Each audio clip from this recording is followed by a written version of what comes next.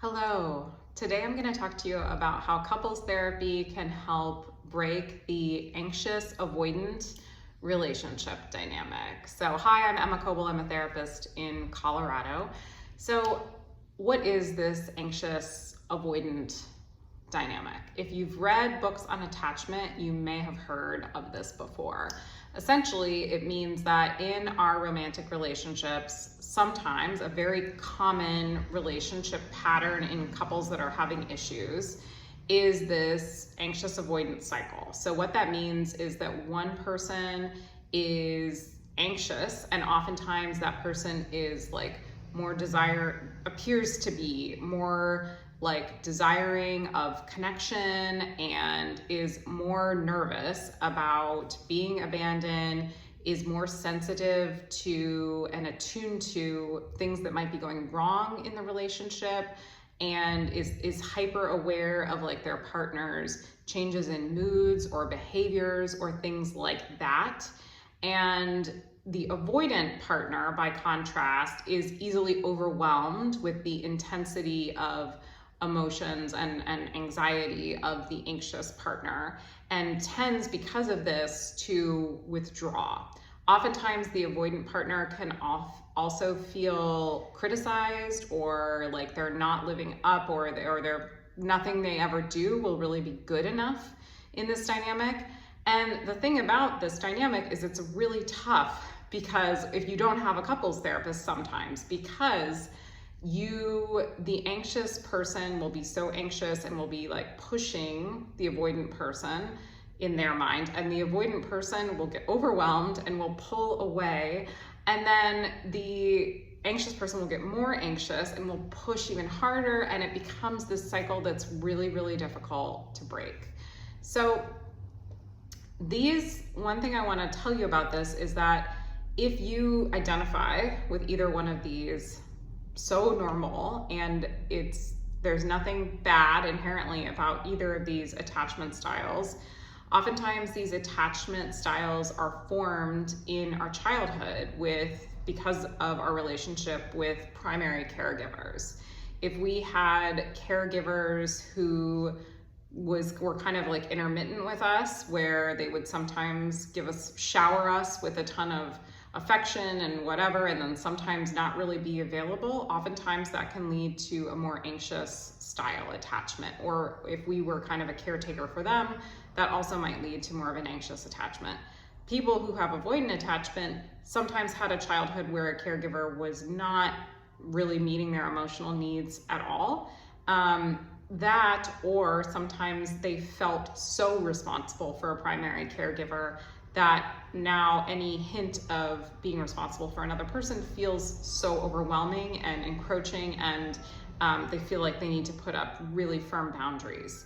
So that's a simplification, and every case is different, and our attachment styles can change in different times of our life and in different relationships. These are not fixed, but sometimes that can be the case. So this is really hard, and it creates a really tough dynamic, because the person who is anxious is often like they're going into fight or flight regularly, being triggered by the avoidant partner. And the avoidant partner is so overwhelmed and feels so helpless and doesn't know what to do. So the nice thing about couples therapy and some of the approaches I use, emotionally focused couples therapy and IFIO, which is a version of IFS, are that there's no finger pointing. Like there's no, this way of relating is bad, that one is good. It's really about understanding where this behavior is coming from, what's driving the reactions, what's driving this cycle. And so first of all, what we're doing is really identifying the dynamic as the problem, not one person in the dynamic. So it's the dynamic that you're in that is causing the issue. It's not that one person is doing something horrible or wrong necessarily, it's this dynamic. So this can help both partners feel comfortable, seen, understood. There's reasons behind all our behaviors. And so if we understand what the reasons are, and we can, talk through and be vulnerable and hold that space for the vulnerability, people feel a lot more comfortable. And this creates a lot of safety because both partners are then not afraid of criticism or rejection or being blamed. So with this, there can be,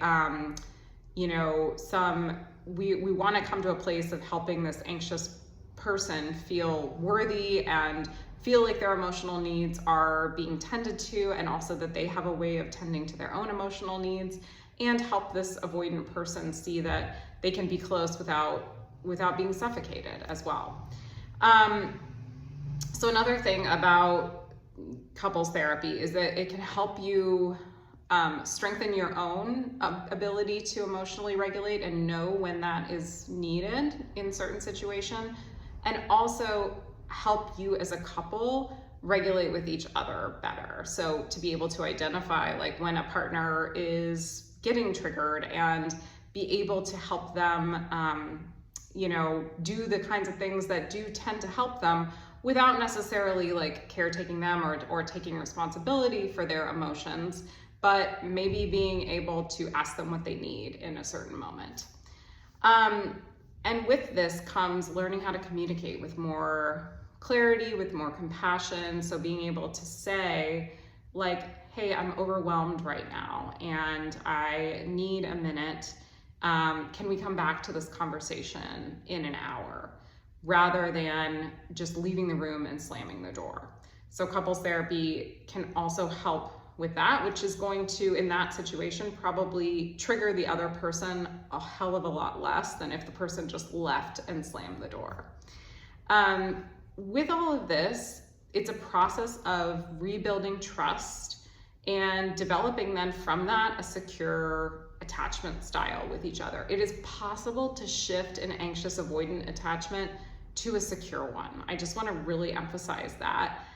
It is totally possible, and you can break free from the cycle. I've seen it a lot. So if you are in Colorado and you are thinking about couples therapy, reach out. I do free 20-minute consultations and we can chat about it.